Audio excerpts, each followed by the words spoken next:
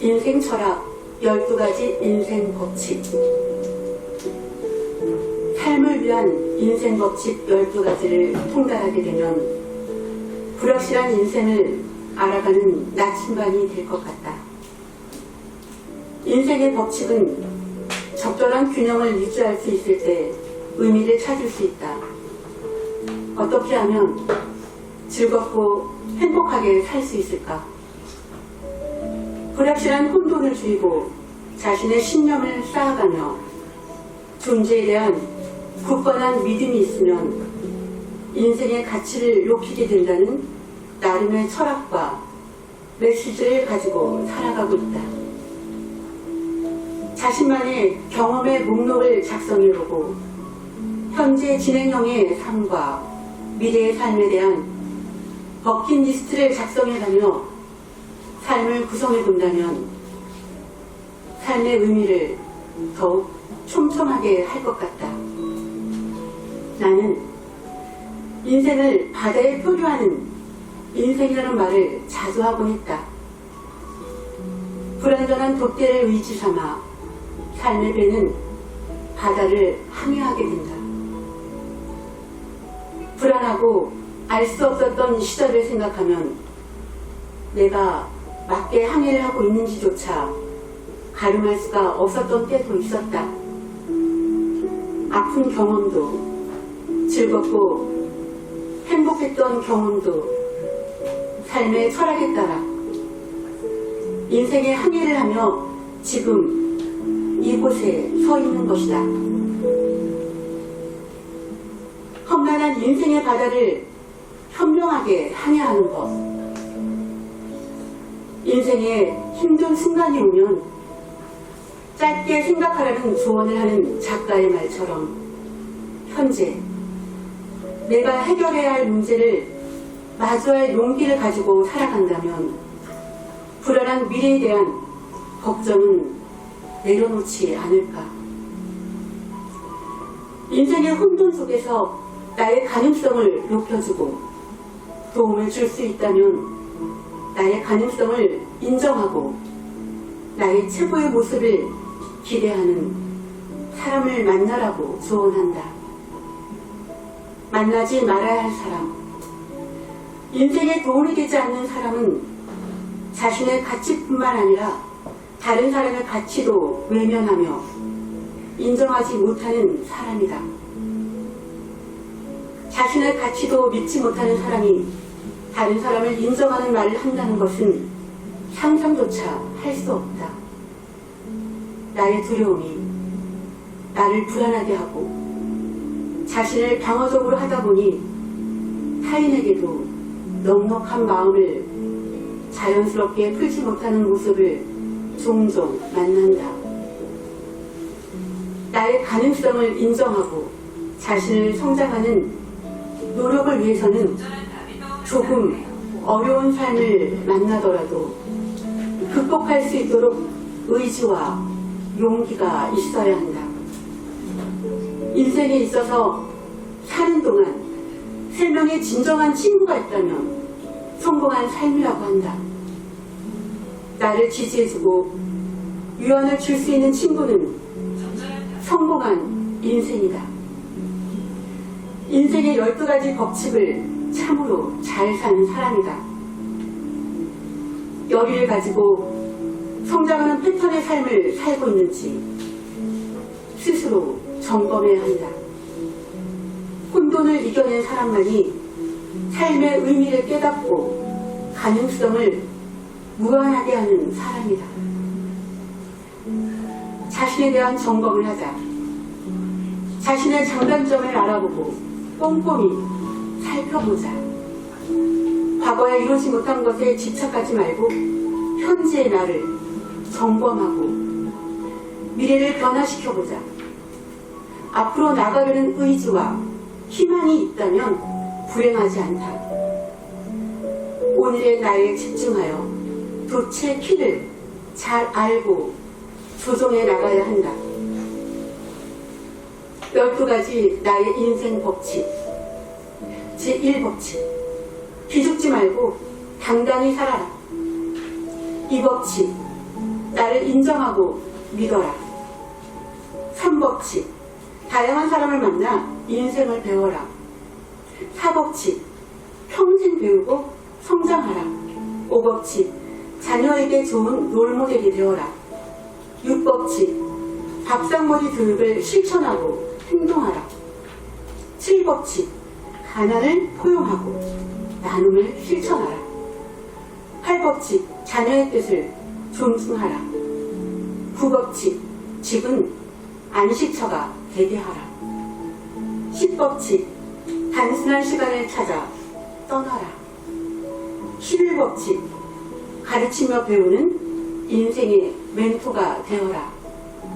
12법칙. 떠날 때는 빈 마음으로 가라. 인생 항해를 하며 수없이 부딪히면서 질문하고 대답하며 살아온 나의 인생 철학일 수도 있는 12가지 법칙에 따라 살다 보면 확실하고 분명한 삶의 방향을 잡고 돛을 힘차게 끌어올려 앞으로 나가게 되는 인생이 될 수 있다. 시험지에 쓰여진 글. 회색 스웨터가 토미의 텅 빈 책상 위에 무기력하게 걸려 있었다. 방금 다른 학생들과 함께 교실을 나간 의기소침한 한 소년을 상징하는 물건이었다. 초등학교 3학년 교실. 이제 조금 있으면 최근에 별거를 시작한 토미의 부모가 와서 교사인 나와 면담을 하기로 되어 있었다. 갈수록 나빠지는 아이의 학업 성적과 파괴적인 행동에 대해 상의하기 위해서였다. 하지만 토미의 어머니와 아버지는 내가 상대방 모두를 호출한 것을 모르고 있었다. 외아들인 토미는 늘 행복하고 협조적이며 뛰어난 학생이었다. 그런데 최근에 와서 급격히 학업 성적이 떨어진 것은 분명히 부모의 별거와 이혼 소송에 따른 절망감 때문이었다. 이것을 어떻게 토미의 어머니와 아버지에게 납득시킬 수 있을 것인가. 이었고 토미의 어머니가 들어왔다. 그녀는 내가 토미의 책상 옆에 마련해 놓은 의자에 앉았다. 잠시 후 토미의 아버지도 도착했다. 어쨌든 출발은 좋았다. 최소한 그들은 내 면담 요청에 반응을 보일 만큼은 자식에게 관심이 있었다. 두 사람은 서로를 보고 놀라더니 금방 짜증 섞인 표정이 얼굴 위로 지나갔다. 그들은 나란히 앉아서도 명백히 서로를 무시하는 태도를 취했다. 나는 토미의 행동과 학교 수업에 대해 자세히 설명하기 시작했다.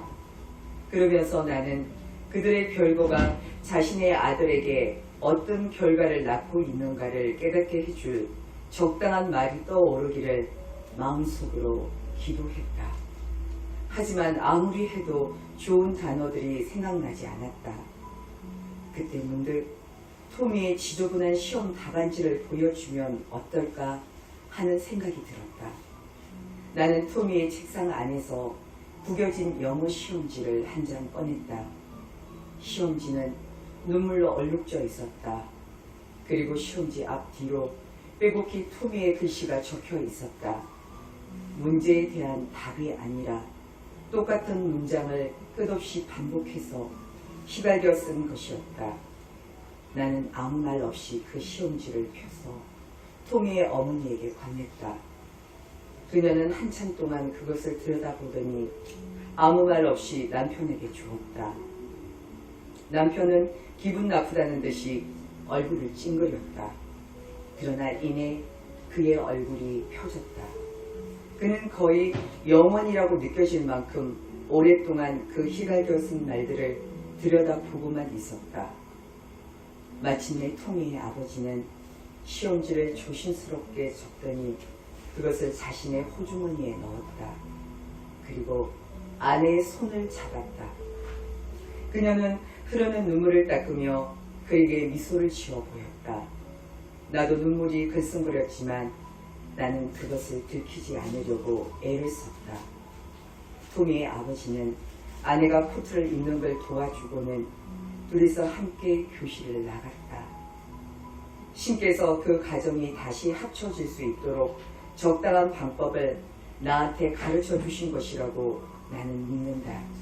신은 나를 그 노란색 영어 시험지로 인도하셨다. 그 시험지에는 어린 소년의 괴로운 마음에서 토로된 고뇌에 찬 문장이 다시 끝없이 반복되어 적혀 있었다. 그 문장은 이런 것이었다.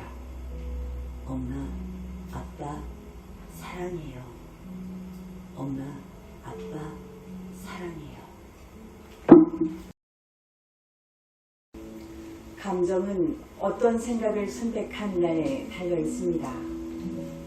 당신은 이전과 다른 선택을 하고 다른 경험을 만들어갈 수 있음을 기억하세요. 감정과 마주하기. 많은 사람들이 스스로의 감정에 대해 비판합니다. 화를 내고 있으면서도 화를 내서는 안 된다고 생각하는 것입니다. 그러나 아픔을 느낄 수 있어야 치유할 방법도 찾을 수 있으니 나는 내 감정을 억압하지 않고 있는 그대로 느끼겠습니다. 감정을 그대로 표출하면서도 누구도 다치지 않게 하는 방법들이 있습니다. 베개를 주먹으로 칠 수도 있고 차 안에서 혼자 소리를 지를 수도 있고 힘껏 달리거나 테니스처럼 격렬한 운동도 할 수 있습니다. 그리고 거울 앞에 서서 화가 난 대상이나 나를 상처 준 사람 또는 내가 두려워하는 사람과 열띤 대화를 할 수도 있습니다. 그들이 내 앞에 서 있다고 상상하고 거울을 들여다보며 내 진짜 감정을 솔직하게 말합니다. 그렇게 모두 털어놓고 난 후 그래, 이제 됐어. 이제 너를 놓아줄게 라고 말합니다. 그러고 나서 스스로에게 이렇게 질문하며 마무리합니다. 자, 나 자신에 대한 어떤 믿음 때문에 나는 이런 감정을 느낀 것일까? 매번 이렇게 분노를 느끼지 않으려면 나의 어떤 생각을 바꾸어야 할까? 나는 경험에서 소중한 것을 배우고 앞으로 나아가는 나 자신을 다정하게 격려합니다.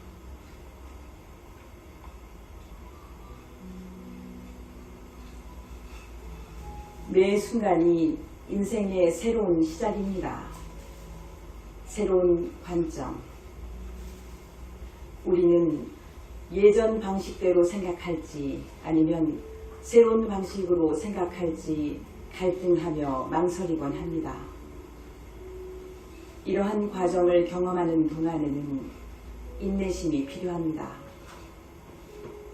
망설이는 자신을 타박하는 것은 변화를 더디게 할 뿐이니 자신을 꾸짖기보다는 칭찬하고 격려하는 것이 필요합니다. 내가 생각하고 말하는 것은 정말로 그렇게 되리라는 선언과 같습니다. 주의를 기울이면 자신의 생각과 말에 얼마나 부정적인 부분이 많은지 알 수 있지요. 예전에 나는 삶을 부정적인 관점으로 보는데 익숙했습니다.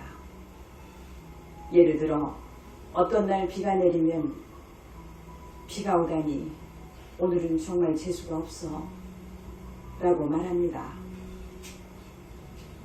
그러나 알고 보면 그날이 재수없는 날은 아니었습니다.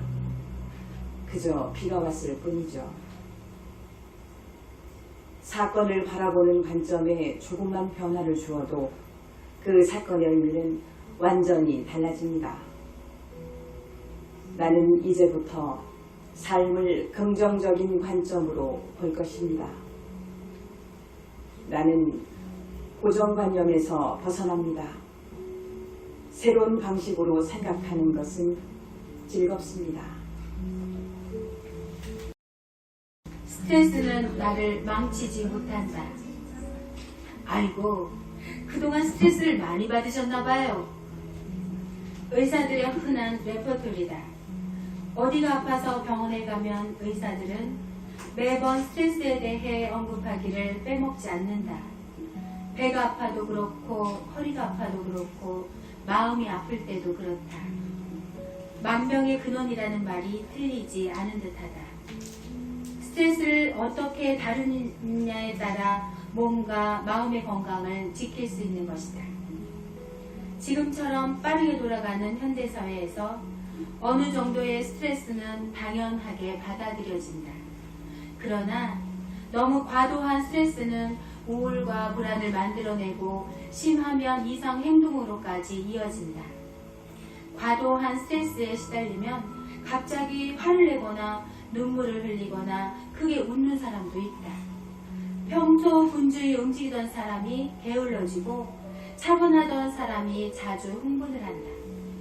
세상에 호기심이 많고 남을 잘 배려하던 성격은 어디론가 사라지고 없다.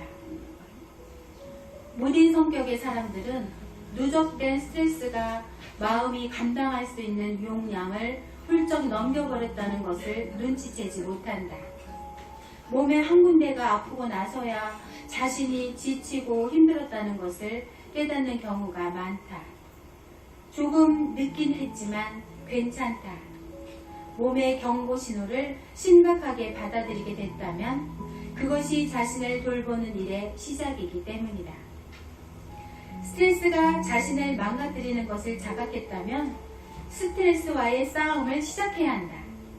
물론 스트레스를 안 받아야 한다는 압박감으로 스트레스를 받으면 안 되겠지만 스트레스를 안겨주었던 사건을 세분화하여 기록해보자. 최근에 있었던 일을 모두 떠올려보고 부정적인 감정을 갖게 했던 일들만 따로 뽑아내서 차례차례 기록하자. 목록을 만들 때는 그 일들이 내게 주었던 느낌이 불안감인지 열등감인지 질투심인지 구체적으로 적어야 한다. 뭉뚱그려 기분 나빴다 혹은 스트레스 받았다 라고 적기보다는 최대한 분명한 감정을 찾아내자. 하나하나 세분화된 감정들을 눈으로 읽으면 스트레스 해소 방법을 보다 구체적으로 찾을 수 있다. 스트레스를 받는 날 나는 집에 도착하자마자 운동복으로 갈아입고 가까운 공터로 나가 달린다. 그냥 퍼질러 누워 쉬고 싶다는 유혹이 이기는 날도 있지만 스트레스 강도가 유독 높은 날에는 강력한 해소제가 필요하다. 조금씩 발걸음의 속도가 붙기 시작하면 처음에는 굼뜨던 움직임도 한결 가벼워진다. 등에 땀이 차오를 때부터 머릿속을 점령하던 복잡한 생각들이 사라지는 걸 느낀다.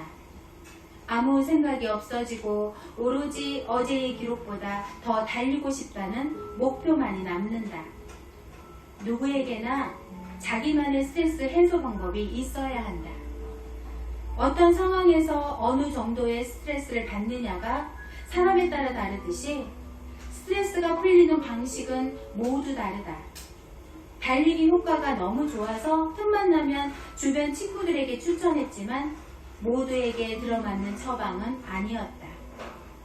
도저히 뭘 해야 스트레스가 풀릴지 모르겠다면 관심사를 넓혀보는 것은 어떨까? 예전에 호기심이 많았던 모습으로 돌아가자. 흥미의 폭이 넓을수록 적응력이 강해져 심리적 압박을 덜 받을 수 있다. 평소에 전혀 해보지 않았던 일들을 해보자.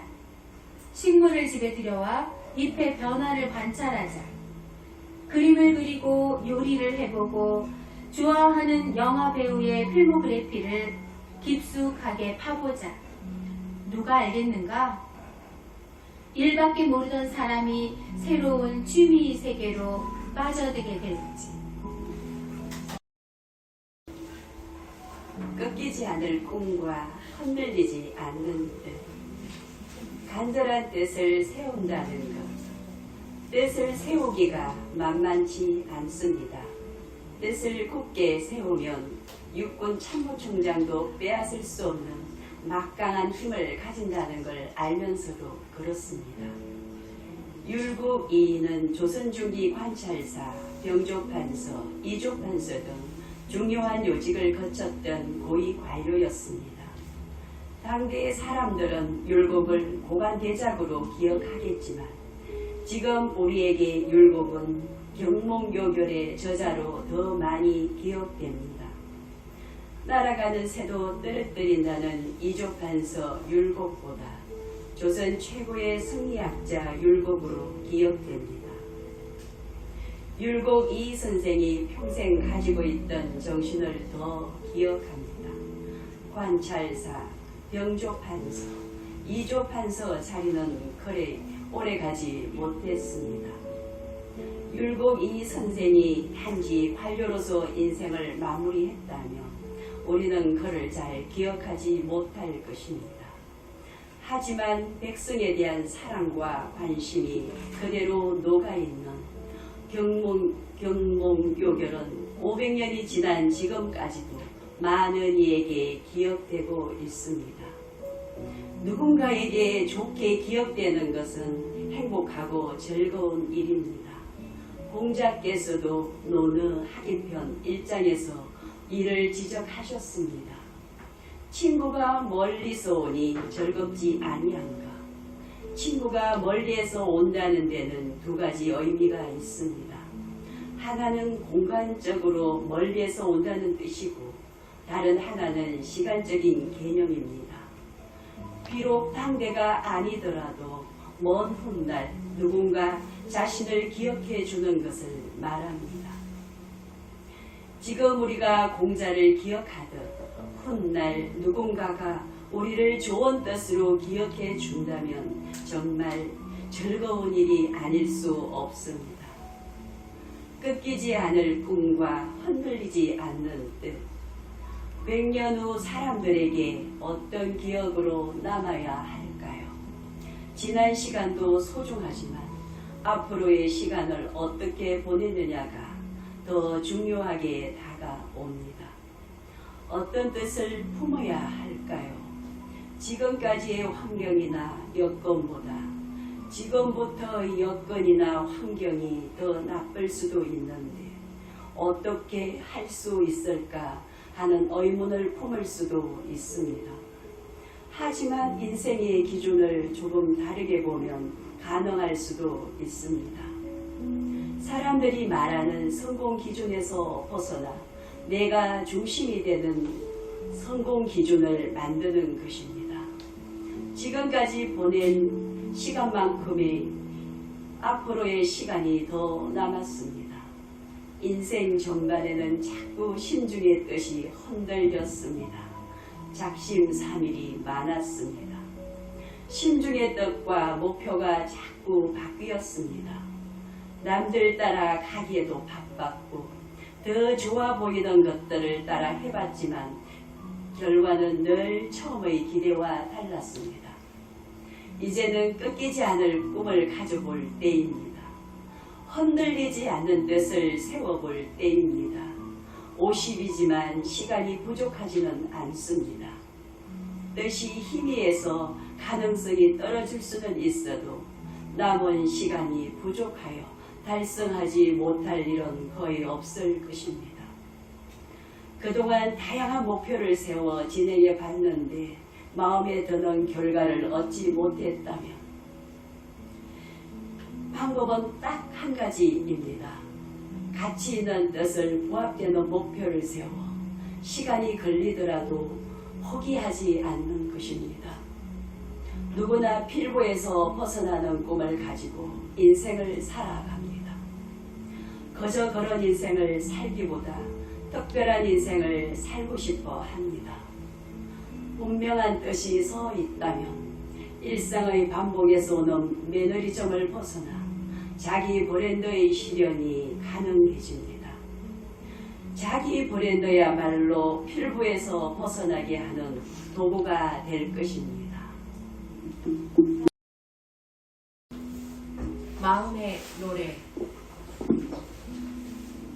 자신이 꿈에 그리던 여성과 결혼한 멋진 남성이 있었다. 사랑 속에 두 사람은 딸을 낳았다. 아이는 밝고 명랑한 어린 소녀로 자라났으며 그 멋진 남자는 딸아이를 무척 사랑했다. 그녀가 아주 어렸을 때 그는 그녀를 번쩍 지켜 안고서 방 주위를 돌며 춤을 추곤 했다. 그러곤 그녀에게 말했다. 난 널 사랑한다, 어린 소녀야. 어린 소녀가 성장했을 때에도 그 멋진 남자는 그녀를 껴안으며 말하곤 했다. 난 널 사랑한다, 어린 소녀야. 어린 소녀는 입을 삐죽거리며 말했다. 전 이제 더 이상 어린 소녀가 아니에요. 더 이상 어린 소녀가 아닌 그 어린 소녀는 곧이어 집을 떠나 세상 속으로 들어갔다. 자기 자신에 대해 더 많이 배울수록 그녀는 그 남자에 대해서도 더 많은 걸 배웠다. 그녀는 그가 정말로 멋지고 강한 남자라는 사실을 알았다. 그가 가진 힘을 그녀는 비로소 깨달았다. 그가 가진 훌륭한 힘 중에 하나는 가족들에게 자신의 사랑을 표현하는 능력이었다. 그녀가 세상 어느 곳으로 가든 그 남자는 그녀에게 전화를 걸어 말하곤 했다. 난 널 사랑한다, 어린 소녀야. 더 이상 어린 소녀가 아닌 그 어린 소녀는 어느 날 전화 한 통을 받았다. 그 멋진 남자가 쓰러진 것이다. 갑자기 뇌졸중으로 쓰러져 언어 능력도 상실해버린 것이었다. 그는 이제 말을 할 수도 없었으며 의사들은 그가 다른 사람의 말을 알아듣는지조차 확신할 수 없었다. 그는 더 이상 미소를 지을 수도 웃을 수도 걸을 수도 없었다. 껴안을 수도 춤을 출 수도 그리고 더 이상 어린 소녀가 아닌 그 어린 소녀에게 사랑한다는 말을 할 수도 없었다. 그녀는 당장에 그 멋진 남자에게로 달려갔다. 병실로 들어가면서 그녀는 그를 보았다. 그는 매우 작아 보였으며 예전처럼 강한 남자가 전혀 아니었다. 그녀를 바라보는 순간 그는 뭔가 말을 하려고 노력했지만 결국 할 수가 없었다. 어린 소녀는 자신이 할 수 있는 한 가지 일을 했다. 그녀는 그 멋진 남자의 병상 옆으로 올라갔다. 두 사람의 눈에서 눈물이 흘러내렸다. 그녀는 아버지의 그 무력해진 어깨에 두 팔을 둘렀다. 아버지의 가슴에 머리를 얹고서 그녀는 많은 것들을 생각했다. 둘이 함께했던 소중한 순간들과 그 멋진 남자가 그녀를 얼마나 소중히 여기고 보호해 주었던가를 기억했다. 그녀가 힘들 때마다 큰 위안을 주었던 그 사랑의 말들을 이제는 들을 수 없는 것이 그녀는 슬펐다.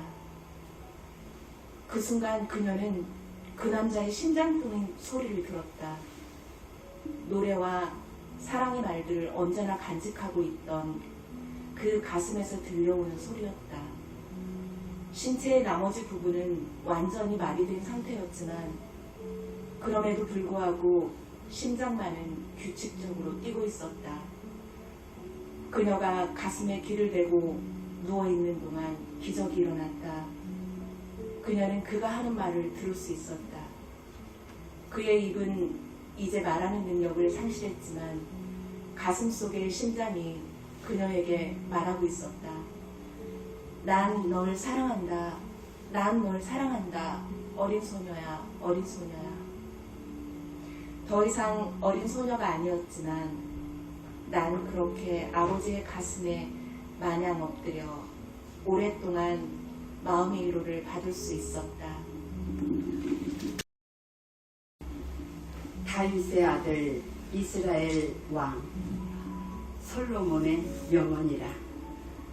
이는 지혜와 훈계를 알게 하며 명철의 말씀을 깨닫게 하며 지혜롭게 의롭게 공평하게 정직하게 행할 일에 대하여 훈계를 받게 하며 어리석은 자로 슬기롭게 하며 젊은 자에게 지식과 근신함을 주기 위한 것으로서 지혜로운 자는 듣고 학식이 더할 것이요 명철한 자는 모략을 얻을 것이라. 여호와를 경외하는 것이 지식의 근본이거늘 우둔한 자는 훈계를 멸시하느니라. 자녀들아, 내 아버지의 훈계를 즐겨 들으며 내 어머니의 법을 떠나지 말라. 내 부모를 즐겁게 하고 또 낳은 어미를 기쁘게 하라. 이는 내 머리에 아름다운 관이요 내 목에 금사슬이니라. 대저 여호와는 지혜를 주시며 지식과 명철을 그 입에서 내심이며 그는 정직한 자를 위하여 완전한 지혜를 예비하시며 행실이 온전한 자에게 방패가 되시나니 대저 그는 공평의 길을 보호하시며 그 성도들의 길을 보전하려 하시니라. 지혜로운 사람은 마음을 다하여 하나님을 의지하고 자기의 명철을 의지하지 아니하노라. 지혜를 얻는 것은 은을 얻는 것보다 낫고 그 이익은 정금보다 나으니라. 지혜로운 사람은 입술의 열매로 인하여 영화롭게 살지만 간사한 사람은 어려운 일을 당하게 되느니라. 화내기를 더디하는 자는 용사보다 낫고 자기의 마음을 잘 다스리는 자는 성을 빼앗는 자보다 나으니라. 경우에 합당한 말은 은쟁반의 금사과와 같고 선한 말은 꿀송이 같아서 마음에 달고 뼈에 양약이 되느니라.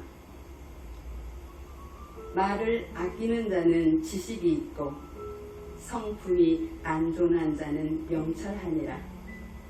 다투는 시작은 방축에서 물이 새는 것과 같은즉 싸움이 일어나기 전에 험한 말과 시비를 그쳐야 하느니라. 사람의 마음의 교만은 멸망의 선봉이요 겸손은 존귀의 앞자리니라. 마른 떡 한 조각만 입고도 화목하는 것이 육선이 가득하고 다투는 것보다 나으니라.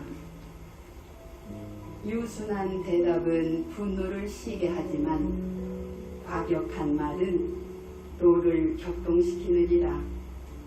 현숙한 여인은 자신의 마음속에서 위로와 만족을 얻으며 자식들에게 대접을 받고 남편으로부터 칭찬을 받고 또한 손이 부지런함으로 좋은 결실을 맺게 되고 하나님을 경외함으로 얻은 인격과 삶의 지혜를 통해 많은 사람들에게 칭찬을 듣게 되느니라.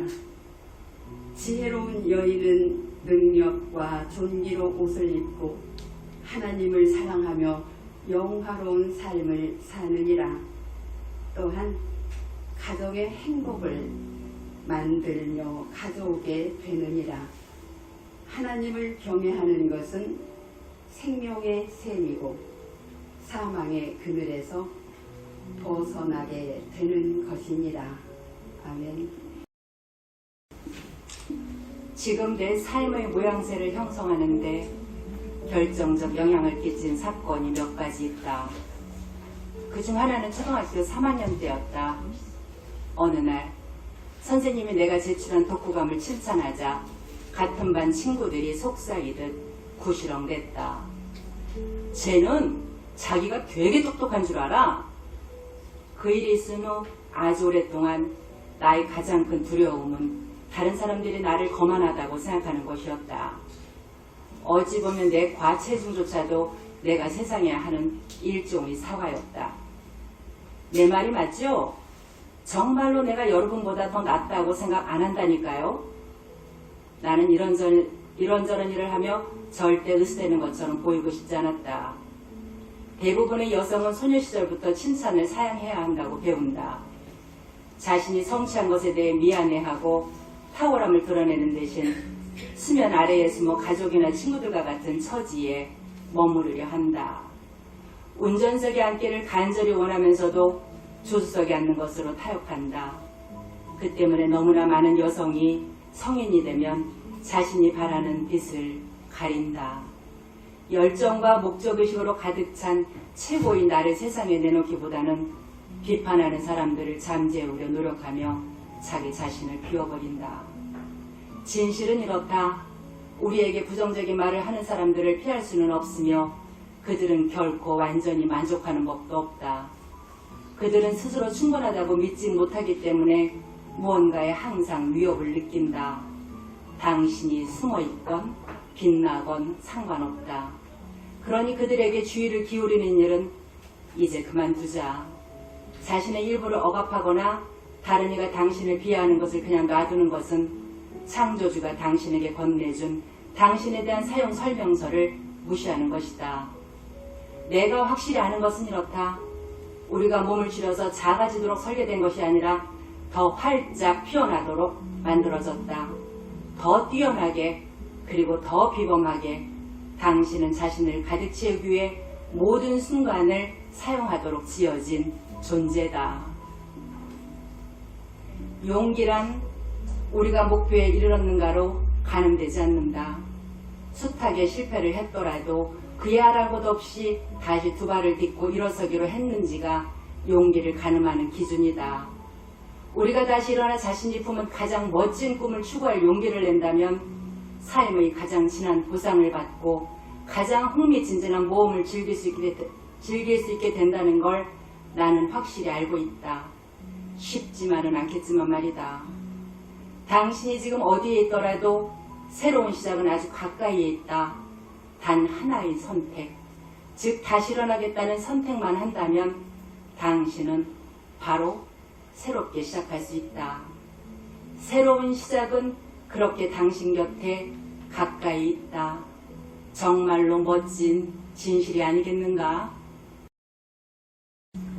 내 나이 6살쯤에 한 번은 체험관이라고 부르는 원시림에 관한 책에서 멋진 그림 하나를 보았다. 꽈뱀 한 마리가 맹수를 삼키고 있는 그림이었다. 그걸 옮겨놓은 그림이 위에 있다. 그 책에 이런 말이 있었다. 꽈뱀은 먹이를 씹지 않고 통째로 삼킨다. 그러고 나면 몸을 움직일 수가 없어 먹이가 소화될 때까지 6달 동안 잠을 잔다.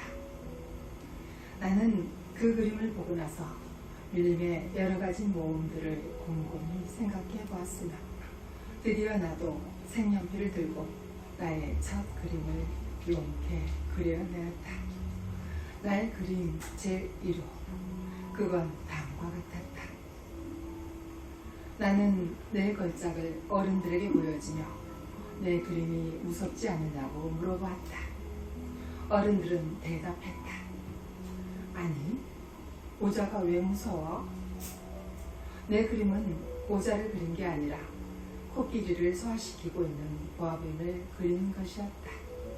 그래서 나는 어른들이 알아볼 수 있도록 보아뱀의 속을 그렸다. 어른들에겐 항상 설명을 해줘야만 한다. 그림 제2호는 아래와 같았다. 어른들은 나에게 속이 보이는 보아뱀이나 안 보이는 보아뱀의 그림 따위는 집어치우고 차라리 지리란 역사, 산수 문법에 재미를 붙여보라고 충고했다. 나는 이렇게 해서 내 나이 6살 때 화가라는 멋있는 직업을 포기했다. 나는 내 그림 제1호와 제2호의 실패로 그만 기가 죽었던 것이다. 어른들은 자기들 혼자서는 아무것도 이해하지 못하고 그렇다고 그때마다 자꾸자꾸 설명을 해주자니 어린이에겐 힘겨운 일이다. 그래서 나는 다른 직업을 골라야 했고 비행기 조종을 배웠다. 나는 세계 여기저기 제법 많은 곳을 날아다녔다. 그리고 지리는 정말 내게 많은 도움이 되었다. 그 덕분에 나는 눈길 한 번에 중국과 애리조나를 구별할 수 있었다. 밤의 어둠 속에서 길을 잃었다면 그게 아주 유익하다. 나는 이렇게 살아오는 동안 수많은 진지한 사람들과 수많은 접촉을 했다. 오랫동안 어른들과 함께 살며 그들을 아주 가까이서 보아왔다. 그렇다고 해서 그들에 대한 내 의견이 크게 달라지지는 않았다. 나는 좀 똑똑해 보이는 사람을 만날 때마다 항상 품고 다니던 내 그림체 1호를 꺼내 그를 시험해 보곤 했다. 그가 정말 이해력이 있는 사람인가 알고 싶었던 것이다. 그러나 늘 이런 대답이었다. 모자로구먼. 그러면 나는 보아뱀 이야기도 원시림 이야기도 별 이야기도 꺼내지 않았다. 나는 그가 알아들을 수 있도록 트럼프 이야기, 골프 이야기, 정치 이야기, 넥타이 이야기를 했다.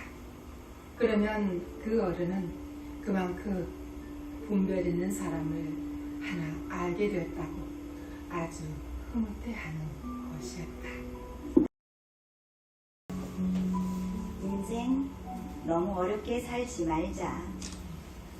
나는 30대가 된 어느 봄날 내 마음을 바라보다 문득 세 가지를 깨달았습니다. 이 세 가지를 깨닫는 순간 나는 내가 어떻게 살아야 행복해지는가를 알게 되었습니다. 첫째는 내가 상상하는 것만큼 세상 사람들은 나에 대해 그렇게 관심이 없다는 것입니다. 일주일 전에 만났던 친구가 입었던 옷, 나는 잘 기억이 나지 않습니다. 얼굴 화장이나 머리 모양도 마찬가지입니다. 내가 내 친구에 대해 잘 기억하지 못하는데 그 친구가 나에 대해 잘 기억하고 있을까요? 보통 사람은 제각기 자기 생각만 하기에도 바쁩니다. 남 걱정이나 비판도 사실 알고 보면 잠시 하는 것입니다.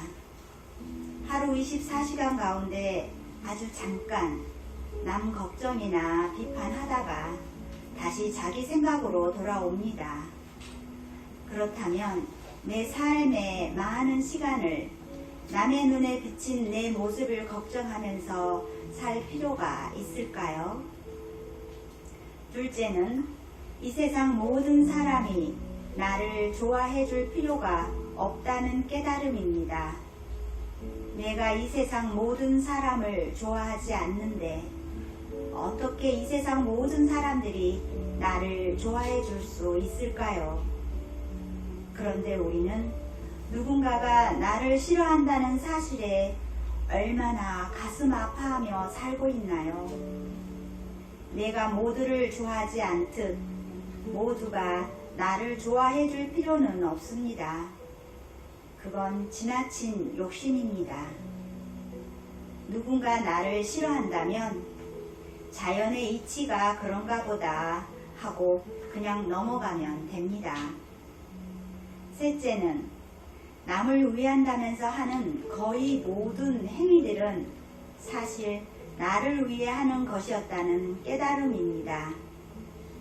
내 가족이 잘 되기를 바라는 기도도 아주 솔직한 마음으로 들여다보면 가족이 있어서 따뜻한 나를 위한 것이고, 부모님이 돌아가셔서 우는 것도 결국 내가 보고 싶을 때 마음대로 볼 수 없는 외로운 내 처지가 슬퍼서 우는 것입니다. 자식이 잘 되길 바라면서 욕심껏 잘해주는 것도 결국 내가 원하는 방식대로 자식이 잘 되길 바라는 것입니다. 부처가 아닌 이상 자기 중심의 관점에서 벗어나기란 쉽지 않습니다. 그러니 제발 내가 정말로 하고 싶은 것, 다른 사람에게 크게 피해를 주는 일이 아니라면 난 눈치 그만 보고 내가 정말로 하고 싶은 것 하고 사십시오. 생각만 너무 하지 말고 그냥 해버리십시오. 왜냐하면 내가 먼저 행복해야 세상도 행복한 것이고, 그래야 또 내가 세상을 행복하게 만들 수 있기 때문입니다. 우리 인생 너무 어렵게 살지 맙시다. 나를 향해 이러쿵 저러쿵 하는 말들을 적당히 무시하고 사는 법을 익히십시오. 일일이 다 마음을 쓰면 불행해집니다. 행복해지고 싶다면 다른 사람이 나에 대해 어떻게 생각하는지 걱정할 시간에 나 자신이 진정 하고 싶은 것을 하십시오. 세상의 모든 사람들이 나를 좋아해 줄 수는 없습니다. 누군가 나를 싫어하면 싫어하든 말든 그냥 내버려 두고 사십시오. 싫어하는 것은 엄격히 말하면 그 사람 문제지 내 문제는 아닙니다. 죽기 전에 내가 꼭 가보고 싶은 곳들, 경험해보고 싶은 일들, 만나보고 싶은 사람들을 쭉 적어보세요. 그리고 그냥 그것들을 꾸준히 하세요. 하나씩 하나씩. 다른 사람 눈치 보지 말고 이것저것 너무 고민하지 말고 우리 그렇게 살아요. 꼭두각시 인형의 고백. 만약 신이 내가 헝겊으로 만든 꼭두각시 인형이라는 사실을 잠시 잊고 내게 아주 짧은 인생을 허락한다면 아마도 내 마음속에 있는 모든 걸 말하지는 못하겠지만 나는 내가 말하는 것들에 대해 깊이 생각할 것이다. 무엇보다 나는 존재하는 모든 것에 가치를 부여할 것이다. 그들의 값어치가 아니라 그들이 지닌 의미에 따라서. 나는 적게 자고 더 많이 꿈꾸리라. 나는 안다. 우리가 눈을 감을 때마다 매 순간의 빛을 잃어버린다는 것을. 다른 이들이 멈춰 있을 때 나는 걸으리라. 다른 이들이 잠들어 있을 때 나는 깨어 있으리라. 다른 이들이 말할 때는 귀를 기울이고 맛있는 아이스크림을 마음껏 음미하리라. 신이 내게 한 조각의 생이라도 베푼다면, 정말로 그럴 수만 있다면 옷을 간소하게 입고 태양 아래 누우리라. 내 육체만이 아니라 영혼도 적나라하게 드러내면서 내가 심장을 가질 수만 있다면 얼음 위에 내 마음속 미움들을 적어 놓을 것이다. 그리고 태양이 솟기를 기다리리라. 내 눈물로 장미의 물을 주리라. 장미가시에 주는 상처와 꽃잎의 붉은 입맞춤을 느끼고 싶기에 내게 아주 짧은 순간이라도 생이 주어진다면 내가 사랑하는 사람들에게 말하지 않고 지나가는 날은 단 하루도 없으리라. 내가 그들을 사랑한다는 것을 한 사람 한 사람 각각의 여자와 남자에게 내가 그들을 얼마나 마음에 두고 있는지 알게 할 것이다. 나는 사람들에게 증명해 보일 것이다.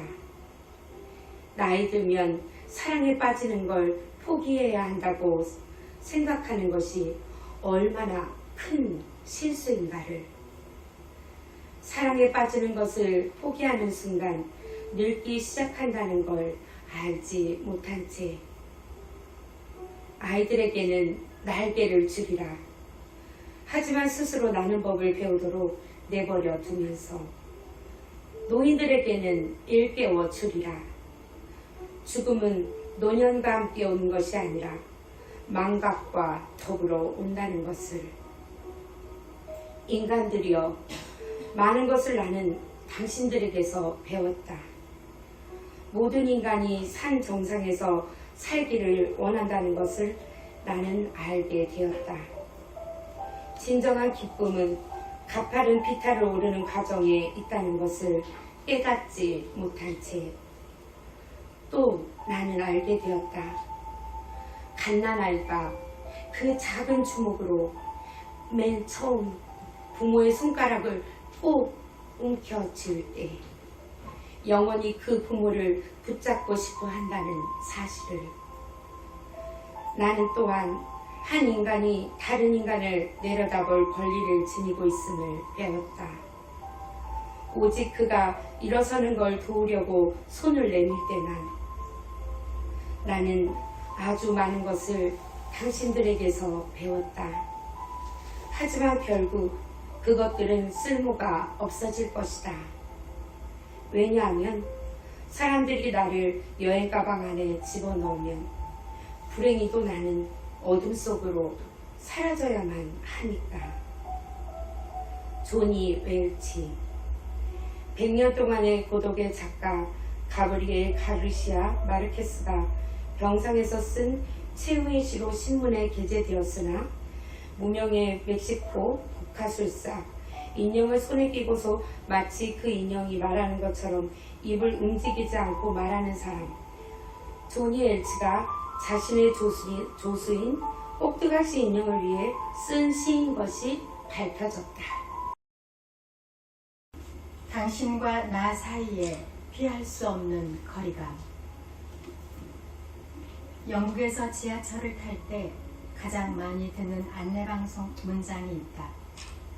Mind the gap. 실질적인 의미는 배차와 플랫폼 사이에 간격이 넓으니 조심하라는 뜻이지만 계속 반복해서 듣다 보니 매우 상징적인 의미로 들렸다. 어느 정도의 갭이 필요한 관계는 상상 이상으로 많았다. 개인과 집단, 나와 타인, 아이와 어른, 내가 생각하는 나와 남들이 생각하는 나, 그리고 되고 싶은 나와 현재의 나 사이의 거리. 그 모든 거리감이 갭이라는 단어 속에 녹아있다. 사랑하는 사람과 나 사이에 어쩔 수 없는 갭을 인정하지 못한다면 우리는 상대방을 내 눈에 비친 너로만 바라보게 된다. 즉, 상대방에게는 내 눈에 비치고 해석되는 그 사람뿐 아니라 내가 나의 잣대로 해석할 수 없는 낯선 사람의 모습, 내 이해의 폭으로는 감당할 수 없는 또 하나의 타인이 존재하고 있다는 사실을 놓쳐버리는 것이다.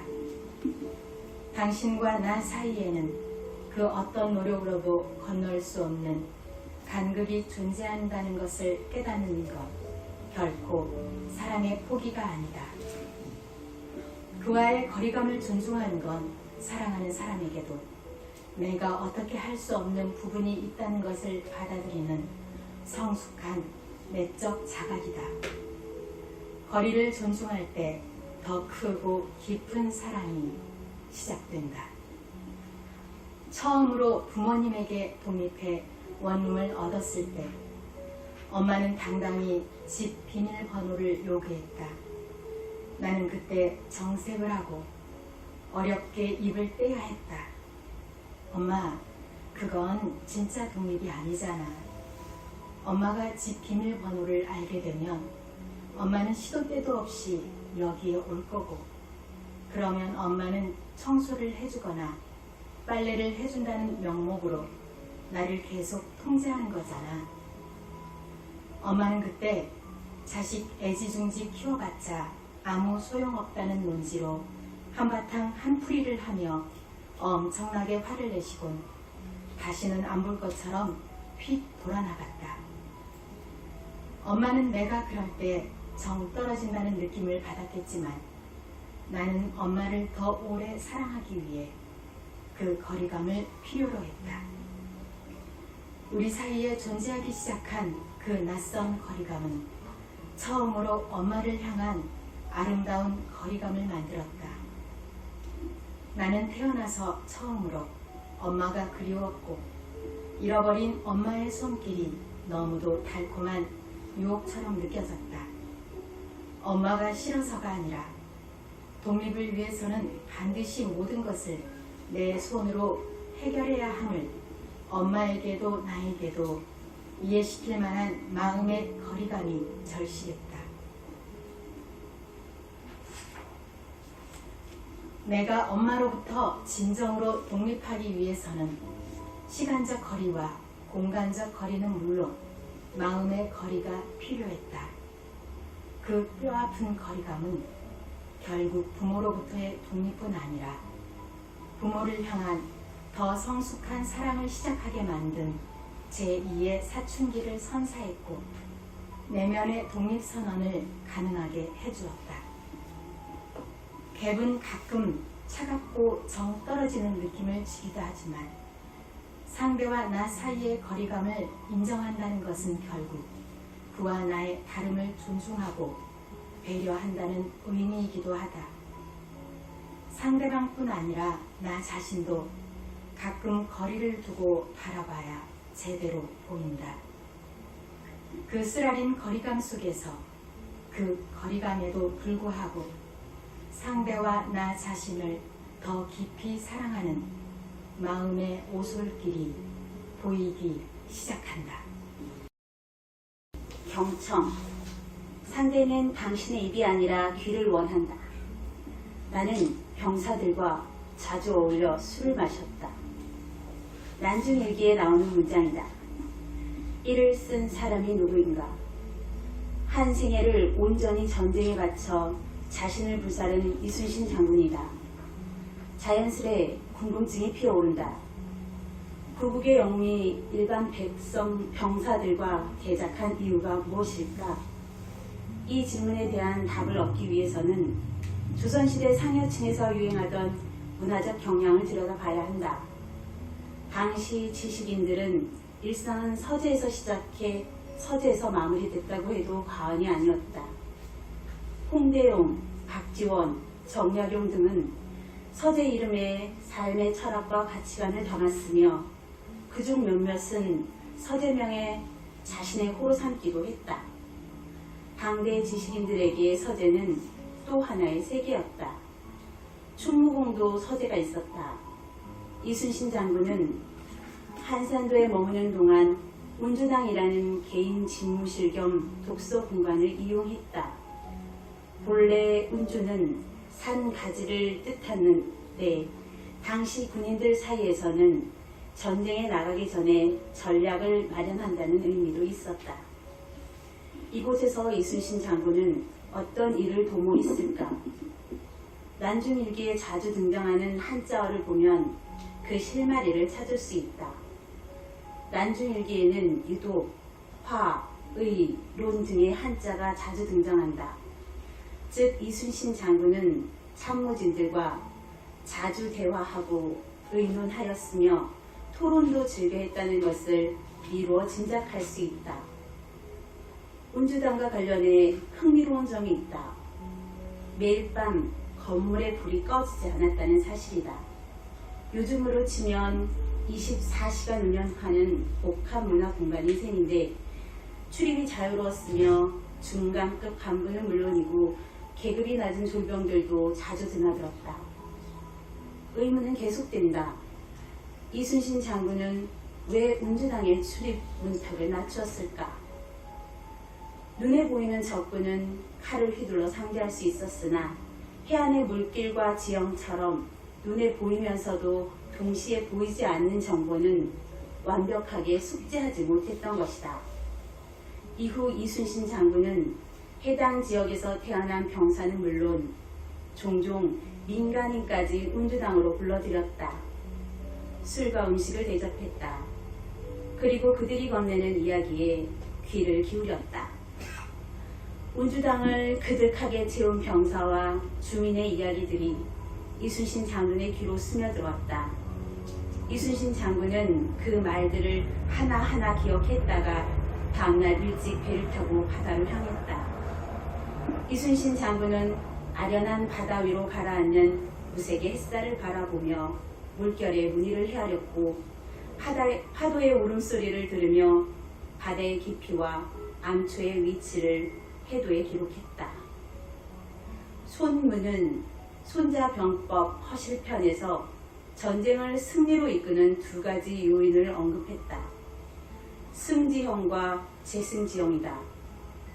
승지형은 겉으로 드러난 형세다.